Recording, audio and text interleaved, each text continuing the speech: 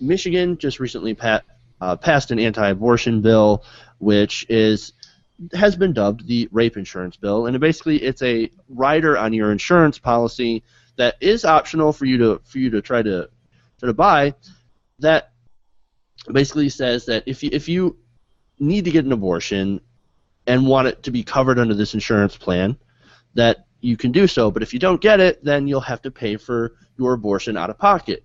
Now, this is sort of an insane bill because nobody plans to get an abortion.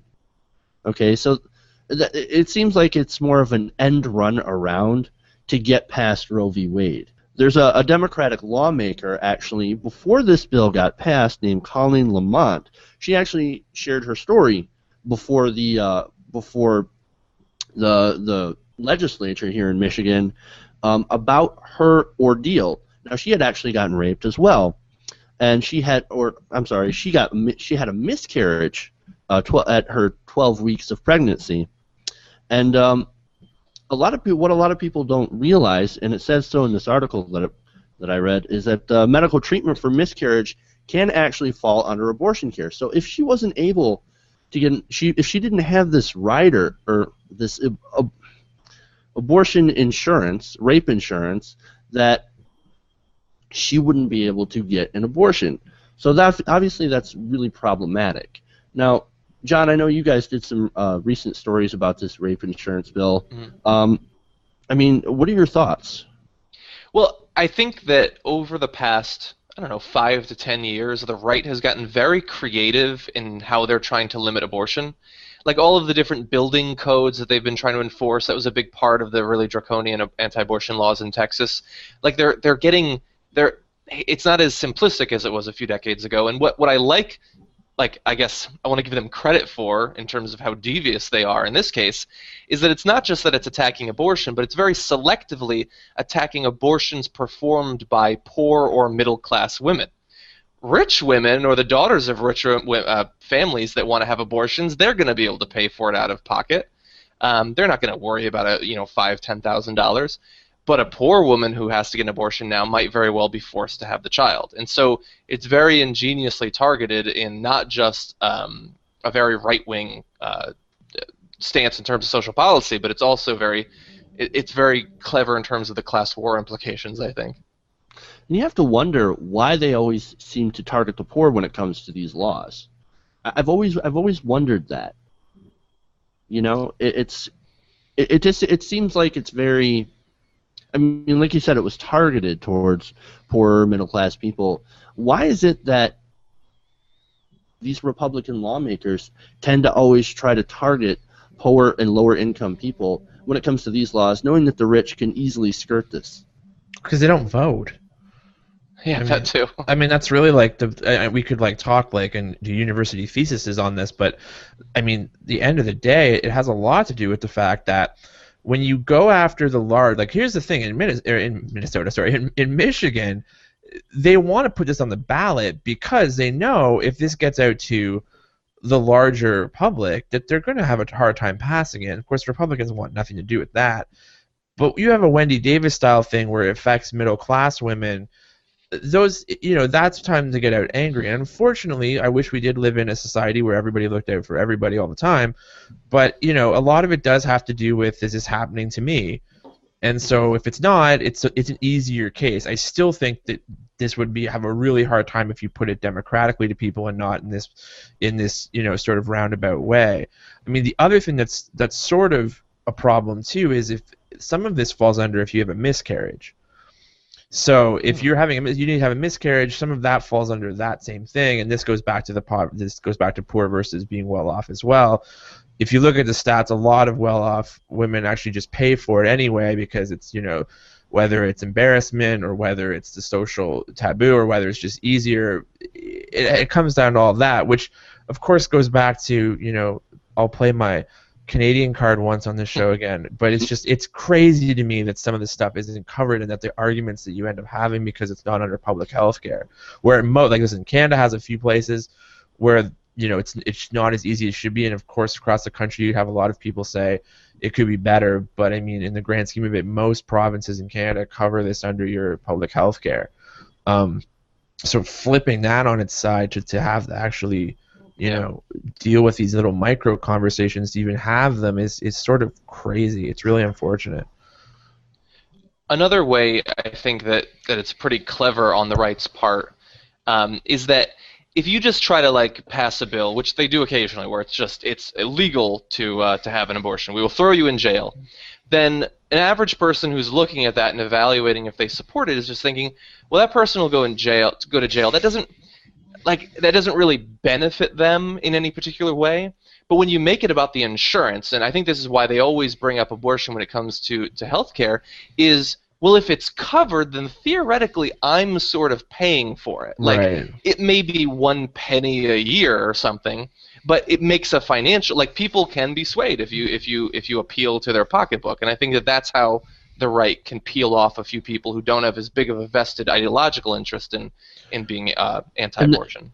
And that's why you hear all the lie about Medicaid covering abortions and Planned Parenthood as well. You know, paying for that, which they don't actually. No federal money actually goes towards paying for abortions. Right. And There's and like in this 7 case, laws that stop it from happening simultaneously, and they just keep adding to the pile. Right. What Right. is? Let me ask you guys this though. With Obamacare coming in, do you expect this sort of attack to get heightened even more? Then I would assume, because, I mean, once you have more people technically on, you know, getting help from the government, are we going to try these other, you know, kind of dastardly ways to, oh well, you know, what if your abortion gets covered under Obamacare? Like, how far do you think this is going to go? Well, I'm pretty sure there was something in the original bill that said that it can't, and there was like a second or third amendment added to the Yes. healthcare law that said that they can't fund abortion. But to get that's back- reality. But will they still complain about it? Yeah, of Yeah. course they will. But to get back to the issue at hand, it's the Republicans, like, they're doing what Michael Bloomberg does. Like, Michael Bloomberg doesn't like smoking, and since he can't ban it, he just does as much like annoying asshole things to piss off smokers as humanly possible in order to like restrict it or just make it really inconvenient for you. So yeah, it's like their I strategy. kind of It's their strategy. If they can't ban it, they'll regulate it out of existence. So you got to give them a little credit for being creative, but this just seems like it's just over the top. Like, I don't have any problem if one insurance company doesn't cover abortion services and all the people who are pro-life will go there under that like banner that they don't cover that. But you can't make all insurance companies not cover this because you don't like it. Like, let the consumer decide what insurance they want to buy. I don't think that they should make you buy a separate policy or a separate underwriter to your policy just to cover this one procedure that you may or may not need. And if you do need it, you might not have the foresight to buy the policy. Like, I don't like this. I don't like this in general. It's too regulation-y for me, if that's the word, which it isn't. And and it's sneaky, but I don't like it. Well, I like that you brought up the regulation part, because we love to mention this on TYT, but you know, the party of the free market and small government Right. is saying that the government is going to tell what these private companies can choose to or choose not to insure. So obviously the hypocrisy is not rare in that way. But one other way that it's so difficult, like, you have a lot of activists on both sides, even young activists on the pro-life and the pro-choice side, because it's something that they care about at that age.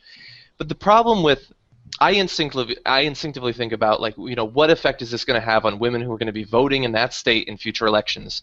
And the problem really is that women who are voting are going to be, they're not going to be 20 years old, 21 years old, like the vast majority of the voting public is going to be older. And I mean, over, say, 40, maybe 20% of women who are having abortions are over that age. Like, by that point, the people who are actually voting have already had the abortion if they're going to, or if they haven't.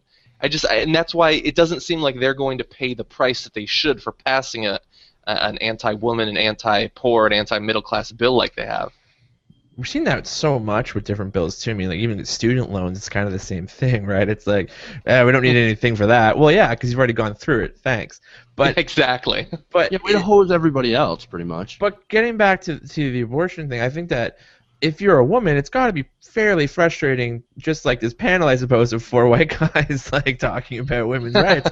But it's the same thing, and we're pretty representative tonight of Congress and the Senate, which is, the same thing. So I think that that's got to play into the frustration. And the other thing that I just want to add here, what's really an interesting thing is they only have about 4% of the voters. They had to bring forward this petition to even get it back. And what's really kind of unsettling that you keep seeing in the news is that there are these actual laws that we've put in place so that people can try to have their say, even if the governor's not for it, right? So if the governor's not for something, hey, we as the people can come back with something. I keep seeing this, though, for things like abortion. Like, you never see, like, hey, minimum wage got through because of this awesome little law loophole. It's always these right-wing things. So whether you want to call that bad organization on the left or, whatever you want to say, it does seem to keep happening with the right-wing's issues. They're a lot better at getting these things through the small little citizen loopholes than the left is. Well, there was one issue here in Michigan actually, and that was the emergency manager law. That, remember, we had already repealed here in Michigan. Right. We voted against that. Okay, we said no, we're not going to have an emergency dictator take over our cities. That's insane. That's not even close to a democratic process. Right. And of course, the government, which is massively right wing here now, after 2010, they decided that they were going to bring it back. So maybe if we were to do another one of those citizen things, get 300,000 signatures and pass the presidential the governor veto, and actually get that, eliminate that would be a good thing. But you're right, we only tend to see that now with all the right wing agenda stuff. But to Dan's point, left-wing people out there. But to Dan's point, it's different in a bunch of states. Like California has like 837 ballot initiatives like every year. So it's like it depends on how easy the process is. So, but this isn't a ballot initiative though. This is something that you can kind of go around and by getting signatures, bring it in like while they're sitting. So it really has more to do with trying to overrule your sitting governor, like who could veto it, which he did, the original version of this. Yeah, it was too crazy for our governor. Right, which is amazing. That's crazy. That's bad. I mean, if it's too crazy for our governor, to be fair, he's not as crazy as he should have been, because remember, he actually did approve a Medicaid expansion here, so we're not dealing with like Rick Scott or Bobby Jindal or something like that. But nonetheless, he's still a Republican, and he still sucks as a governor. We've pretty much not recovered. Detroit has gone bankrupt, and we're going to sell that stuff off. But at least on some of these issues, Snyder has decided, I'm not going to be too insane because I actually do want to win another governorship. I think he doesn't want the spotlight on him. He did the emergency management thing, which is like completely over the top. So which you just don't want to hates. But you don't want to add like more shit to that, and like all these other governors like Walker that like adding all those like anti-abortion bills, let them get all the negative attention. Yeah. Just let him rock. Well, clearly this guy is not ambitious enough, because one of the reasons that like Walker and that they do that is because then they get to run for president and be like, well, look how batshit insane I used to be. Vote for me. So your guy needs to be more ambitious, I think. And also on that same campaigning kind of thing, everyone's a populist until they find out the issue that they want to have go through isn't popular. Then it's about trying to find the loopholes. But yeah, Obamacare, everyone should have voted again, even though we did have an election, blah, blah, blah. So it's an interesting kind of thing where, the right wing is very, very about the people when it comes to defeating a lot of left-wing things, but then when it comes to this stuff, they know they might lose. Oh, it's okay, we'll throw that in, whether it's, on a rider or whatever it is. But it's become really interesting to watch both sides of things when they choose to be populist in 2013. The problem with the Republicans is they have a bunch of voters that are one-issue voters. So if they don't pass this kind of anti-abortion like type laws, then they're going to get primaried, or they're just going to get ruined. And like it's always nice to have those one-issue voters on your side if you can keep them without doing anything insane. And like for some reason, that's a bridge they crossed a long time ago. Yeah, it keeps blowing up in their face at this point now, because you see the right wing going more insane just to keep those people, right, those one-issue voters, and they're drifting so far away from the rest of the electorate that you really have this big problem of now you're no longer appealing to the base.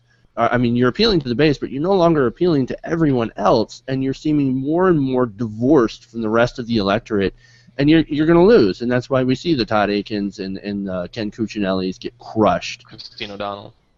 Yeah. She's a witch, so. She should have used her black magic. Yeah, exactly. Yeah, and I know that back after Bush, obviously, the right wing was in a bit of a pickle because, like, oh shit, we put us into 2 wars, we ruined the economy, this is looking pretty bad. And so when the Tea Party started to coalesce and there was all this energy and momentum, establishment Republicans who were looking towards the midterms must have felt like this couldn't possibly go horribly wrong for us. But then as more and more of them start to get destroyed by the monster they helped to create, I'm sure that Boehner, I mean, look, he's been feuding with the Tea Party Patriots this week, and he's receiving significant pushback, continues to. It was useful at that point, but now I don't think that they're happy with the road they went down, the establishment Republicans anyway. And I think the other thing that you have to keep in mind too is that they won those elections in the early mid-2000s with Bush based on wedge issues like gay marriage, which are now being shown to like have less of an effect on a lot of the American public. People are starting to care less about that issue, and I think when you only know how to do that wedge issue politics, like you started using it basically since we got in bed with Jerry Falwell at the Republicans back in the 80s and moving forward with the religious right, when you did that as like a fundraising mechanism and you don't know what else to do.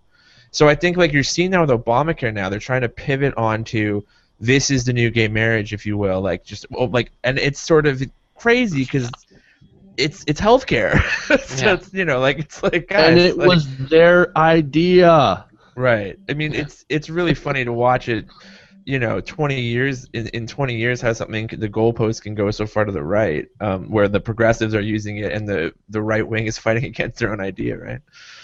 So I mean that's what I think is really dangerous moving forward is what you guys have Wolfpack, we're doing the Wolfpack all the time promoting that, but the combination of these laws that we tried to put in originally so the people have more of a voice, and you see because of money and organization, which is democracy too, don't get me wrong, but we really have to have more conversations about that because this is what happens. You do get a very well organized anti-abortion group getting 300,000 signatures, which is 4% of the people, and that is something that we could have a conversation about all night, and what should we put in some sort of law that says, hey, for things that actually affect people's bodies, this law can't work. It can work for like if you have a noisy apartment neighbor or like you want a bylaw change down the street, but for something that is going to affect a woman's right to choose or not, it really, at the end of the day, perhaps maybe that's not the way we want to go about democracy. Yeah, I think if you have a ballot initiative system or something like that for one issue, you can't say it's not for like all issues though. Like that's like you can't like because who makes those decisions? You know what I mean? Like you're saying that you'll get rid of the abortion like issues, but what else will like go away? Like if you try that. Right, but imagine if you did this like in Colorado this week, if they had the same thing for guns. How would that go over?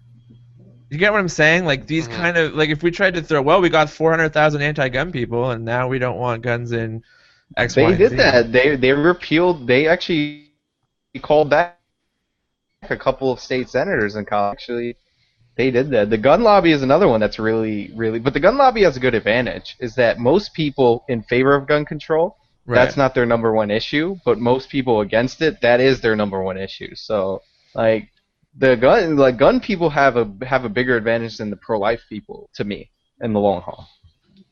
My point was just more on the grand scheme of it, as we say, like left versus right issues. There seems to be a double standard of when these great democratic rules that we put in place work and don't work. Right. Hey, thanks for watching this video. Please leave a comment below. And if you enjoyed this video, make sure to hit the like button and share with your friends. If you want to see more, go to our channel at youtube.com/TYTNation. And if you really want to support the show, support this channel, go to our fundraising campaign at www.patreon.com/TYTNation. The website is in the description below. Thank you guys, and keep watching.